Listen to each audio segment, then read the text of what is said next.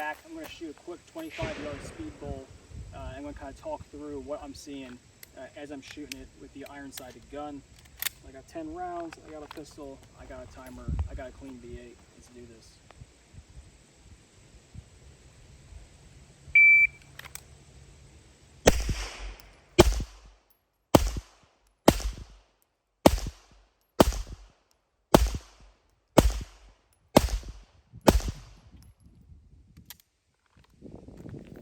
Alright, that was 11:54. Now let's see how that ended up.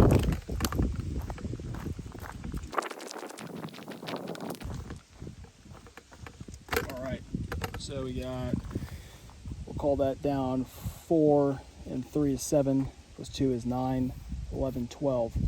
Okay, so actually not too bad except for those low ones. So what I was seeing here, all right, I was seeing my sights kind of covering up and rising and coming, which is good, but they weren't settling in the center, right? They were settling kind of high in the black.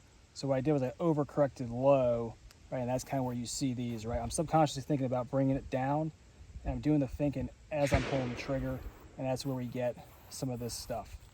So these were good, right? I think it'd been interesting to have a second camera, kind of see which were which, but hey, we haven't gotten that far yet.